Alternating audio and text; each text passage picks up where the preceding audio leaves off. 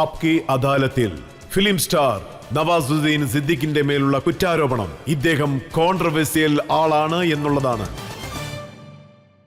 താങ്കൾ ആവശ്യമില്ലാത്ത കോൺട്രവേഴ്സിയിലൊക്കെ പോയി കുടുങ്ങാറുണ്ട്. താങ്കളുടെ മകന്റെ കൃഷ്ണന്റെ വേഷത്തിലുള്ള ഒരു ഫോട്ടോ സോഷ്യൽ മീഡിയയിൽ പോസ്റ്റ് ചെയ്തു. ചിലരെന്താ പറയുന്നത് വെച്ചാൽ ഇത് ഇസ്ലാമിനെതിരായിട്ടുള്ളതാണ്, ഇത് അനുവദിക്കാൻ പാടില്ലെന്നാണ്. എനിക്ക് ഇത് മാത്രമേ അറിയൂ.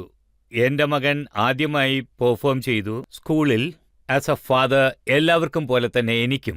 അവൻ കണ്ണന്റെ റോൾ ചെയ്തു. അത് ഞാനെടുത്ത് പോസ്റ്റ് ചെയ്തു. ഒരുപാട് ലൈക്സ് കിട്ടി. ഇതിൽ തെറ്റായ കാര്യമൊന്നും ഉള്ളതായി എനിക്ക് തോന്നിയില്ല. താങ്കൾ തന്നെ കോൺട്രവേഴ്സി ക്രിയേറ്റ് ചെയ്യുകയാണ്. സോണു നിഗം അസാനെ കുറിച്ച് പറഞ്ഞിരുന്നു, അസാൻ വരുമ്പോൾ എനിക്ക് ഉറക്കം നഷ്ടപ്പെടുകയാണെന്ന്. സോ അപ്പോൾ താങ്കൾ ഒരു മെസ്സേജ് ട്വീറ്റ് ചെയ്തിരുന്നു. അത് സോണു നിഗത്തിനെതിരായിട്ടുള്ളതുപോലെ ഫീൽ അല്ലല്ല, ഞാൻ അദ്ദേഹത്തിനെതിരായി ഒരിക്കലുമില്ല. അഫ്കോഴ്സ് ഞാൻ എല്ലാ മതങ്ങളും ബഹുമാനിക്കുന്നു, റെസ്പെക്റ്റും നൽകുന്നു. പക്ഷേ എൻ്റെ സ്വന്തം ഐഡന്റിറ്റി എന്ന് നോക്കിയാൽ ഞാനൊരു ആർട്ടിസ്റ്റാണ്. ആർട്ടിസ്റ്റ് ആയതുകൊണ്ട് പ്രൗഡായി ഫീൽ ചെയ്യുന്നു. ഞാനൊരു ആക്ടറാണ്. അതുകൊണ്ടാണ്, ആ കാരണം കൊണ്ടാണ് ഞാനത് പോസ്റ്റ് ചെയ്തത്. പക്ഷെ രാജ്യത്തിന്റെ സാഹചര്യം ഉണ്ടല്ലോ, അതിൽ ഇതുപോലത്തെ പല ചോദ്യങ്ങളും വരും. ഇല്ല, ഇതിൽ ഞാൻ ആരെയും തെറ്റായി ഒന്നും പറഞ്ഞിട്ടില്ല. മാത്രമല്ല, എല്ലാ മതങ്ങളെയും ഞാൻ ഒരുപാട് റെസ്പെക്ട് ചെയ്യുന്നു. ആ സമയത്ത് ഞാൻ മണ്ടു എന്ന പേരുള്ള ഒരു പടം ചെയ്യുകയായിരുന്നു. അതിന്റെ മെന്റാലിറ്റി ഞാൻ ആ ട്വീറ്റിൽ പോസ്റ്റ് ചെയ്തപ്പോൾ അത് ഇൻകോർപ്പറേറ്റ് ചെയ്തു. അത് അങ്ങനെയാ ഉണ്ടായിരുന്നത്. അതിരിക്കട്ടെ, മണ്ടു സിനിമയുടെ സാഹചര്യം എന്താണ്? മണ്ടു സിനിമയിൽ ഒരു സ്പീച്ചുണ്ട്. അത് ജോഗേശ്വരി എന്ന് പറഞ്ഞ ഒരു സ്ഥലത്ത് വെച്ച്, ബോംബെയിൽ, അവിടെ ഒരു കോളേജ് ഉണ്ട്. അവിടെയാണ് സ്പീച്ച് നൽകുന്നത്. അദ്ദേഹത്തിന്റെ സ്പീച്ച് എന്തായിരുന്നു എന്ന് വെച്ചാൽ, हिंदुस्तान जिंदाबाद, पाकिस्तान जिंदाबाद, इन चीखते चिल्लाते नारों के बीच कई सवाल थे. मैं किसे अपना मुल्क कहूँ, लोग धड़ाधड़ क्यों मर रहे थे, इन सब सवालों के मुख्तलिफ जवाब थे. एक हिंदुस्तानी जवाब, एक पाकिस्तानी जवाब, एक हिंदू जवाब, एक मुसलमान जवाब. कोई इसे 1857 के खंडर में ढूंढता है, तो कोई ईस्ट इंडिया कंपनी को जिम्मेदार ठहराता है, और कुछ ऐसे भी हैं जो इसे मुगलिया हुकूमत के मलबे में टटोलने की कोशिश करते हैं. सब पीछे देख रहे हैं, लेकिन आज के कातिल लहू और लोहे से तारीख लिखते जा रहे हैं. ये मजमून सुनाते सुनाते मैं आप सबसे मार खा लूंगा और उफ तक नहीं करूंगा, लेकिन हिंदू मुस्लिम फसाद में अगर कोई मेरा सर फोड़ दे तो मेरे खून की हर बूंद रोती रहेगी. मैं आर्टिस्ट हूं, ओझ से जख्म और भद्दे घाव मुझे पसंद नहीं.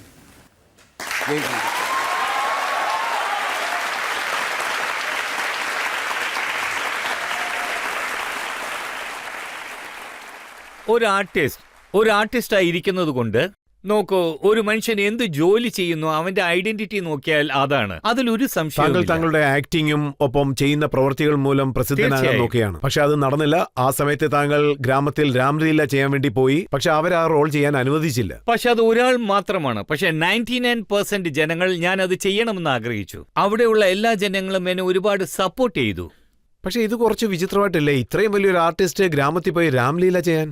കാരണം എനിക്ക് അതായത് എന്താണെന്ന് വെച്ചാൽ, ഞാൻ ചെറുപ്പം മുതലേ രാംലീല കണ്ടാണ് വളർന്നത്. ഞാൻ ആക്ടർ ആകാനും അതൊരു ഇൻസ്പിറേഷൻ ആയിരുന്നു. ഞങ്ങളുടെ ഗ്രാമത്തിൽ രാത്രി 2 മണിവരെ രാംലീല കളിക്കുമ്പോൾ ഞങ്ങളത് കണ്ടിട്ട് ലേറ്റായാണ് വരാറ്. എന്റെ പിതാവ് എന്താ ലേറ്റായതെന്ന് ചോദിക്കാറില്ല. അദ്ദേഹത്തിന് അറിയാൻ ഞങ്ങൾ നല്ലതാ കണ്ടിട്ട് വരുന്നത്. രാംലീലയിൽ വളരെ നല്ല കാര്യങ്ങളാണ് ഉള്ളത്. നമ്മുടെ സംസ്കാരത്തെ പറ്റി പറയും, കലയെക്കുറിച്ചും സമ്പ്രദായങ്ങളെക്കുറിച്ചും പറയും. ഇതുപോലുള്ള നല്ല കാര്യങ്ങളാണ് രാംലീലയിൽ പറയുക. പക്ഷേ ഹിന്ദു, മുസ്ലിം, ക്രിസ്ത്യൻ എന്ന് വരുമ്പോൾ അതിൽ വലിയ കോൺട്രവേഴ്സി വരാറുണ്ട്. അതുപോലെ കറുപ്പിലും വെളുപ്പിലും കോൺട്രവേഴ്സി വരാറുണ്ട്. താങ്കൾ ട്വീറ്റ് ചെയ്തു, എന്നെ കറുപ്പായ വ്യക്തി എന്ന് പറഞ്ഞതിൽ സന്തോഷം, വെളുത്ത നിറമുള്ളവർക്ക് ഒരിക്കലും എന്നെ അംഗീകരിക്കാൻ സാധിക്കില്ലെന്നും താങ്കൾ പറഞ്ഞിരുന്നു. അത് ഒരു ന്യൂസ് ചാനലിൽ ഞങ്ങളുടെ പടത്തിന്റെ ഒരു കാസ്റ്റിംഗ് ഡയറക്ടറുണ്ട്. അദ്ദേഹം അത് പറഞ്ഞിട്ടുണ്ടാകുമെന്ന് വിചാരിക്കുന്നു. ഐ ഡോണ്ട് നോ അദ്ദേഹം അത് എങ്ങനെ വേറെ മാതിരി പറഞ്ഞിരിക്കുന്നതെന്ന്. അതിന് ഞാൻ ഉത്തരം പറഞ്ഞു. അദ്ദേഹം എഴുതിയത് എന്താണെന്ന് വെച്ചാൽ, നവാസിന് ഓപ്പോസിറ്റായി നല്ല ഫെയർ ആയിരിക്കുന്നവരെ കാസ്റ്റ് ചെയ്യുന്നത് പ്രയാസമാണെന്ന് പറഞ്ഞു. ഞാൻ എന്ത് പറഞ്ഞു എന്ന് വെച്ചാൽ, അങ്ങനെയാണെങ്കിൽ ഞാൻ ഡാർക്ക്, പിന്നെ നോട്ട് എ ഗുഡ് ലുക്കിംഗ് ഗായ്, ഇങ്ങനെയുള്ള കാര്യങ്ങൾ ഞാൻ ഫോക്കസ് ചെയ്യില്ലെന്ന് പറഞ്ഞു. ഇതാണ് ഞാൻ പറയാൻ ഉദ്ദേശിച്ച ഉത്തരം. പക്ഷെ താങ്കളുടെ ഒരു ട്വീറ്റ് ഞാൻ കണ്ടിരുന്നു. അതിൽ dark in demand in Kolkata, dark in demand in Pune. അതെ, എനിക്ക് ഈ കാര്യത്തിൽ ആദ്യം കോൺഫിഡൻസ് ഇല്ലായിരുന്നു. പക്ഷേ ഇപ്പൊ എനിക്ക് പൂർണ്ണമായും കോൺഫിഡൻസ് ഉണ്ട്. ഫിലിം ഇൻഡസ്ട്രിയിൽ ഇങ്ങനെയൊക്കെ സംഭവിക്കാറുണ്ട്. അത് തുടർന്നുകൊണ്ടിരിക്കും. താങ്കൾക്ക് തന്നെ അറിയാം, വലിയ ആർട്ടിസ്റ്റ് മെഹ്മൂദ് സർ പാടിയിട്ടുണ്ട്,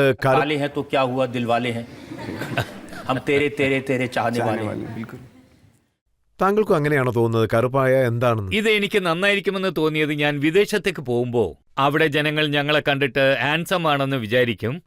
പക്ഷെ അവിടെ ഡസ്കി കളർ നല്ലതാണെന്ന് അവർ വിചാരിക്കും. പക്ഷെ ഇവിടെ ഞങ്ങളെ കുറച്ച് സഹിക്കേണ്ടതായി വരും. പക്ഷേ ഇപ്പോൾ താങ്കൾക്ക് ജനങ്ങളുടെ ആദരവുണ്ട്, അവരുടെ സപ്പോർട്ട് വളരെ കൂടുതലാണ്. ഇപ്പോൾ താങ്കളുടെ തീരുമാനം എന്തെങ്കിലും മാറിയിട്ടുണ്ടോ?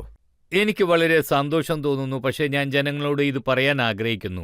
എന്നെപ്പോലെ കളറിന്റെ കാര്യത്തിൽ ഡിപ്രസ് ആയിട്ടുള്ളവർ ആരാണോ അവരും ഇതിനെക്കുറിച്ച് ഒന്നും കെയർ ചെയ്യണ്ട. കാരണം കളർ കൊണ്ട് ഒന്നും സംഭവിക്കില്ല, നിങ്ങളെ ടാലന്റ് കൊണ്ടേ സംഭവിക്കും. പിന്നെ സൗന്ദര്യം എന്ന് പറയുന്നത് നമ്മുടെ മനസ്സിനകത്താണ് ഉള്ളത്, പുറത്തല്ല.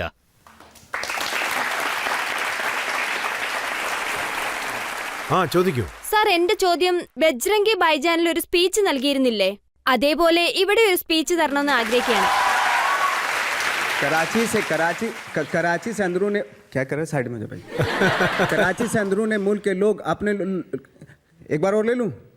हाँ, कराची से अंदरून मुल्क के लोग अपने लोगों से मिलने क्या कर रहा है यार, साइड में हो जाए ना, गाड़ी निकल जाएगी भाई. कराची से अंदरून मुल्क के लोग अपने लोगों से अरे क्या कर रहा है, गाड़ी निकल जाए, हटना यार. कराची से अंदरून मुल्क के लोग अपने लोगों से मिलने के लिए जा रहे हैं. कैमरामैन कामिल यूसुफ के साथ चांद नवाब. हे भड़वा देखो तो क्या कर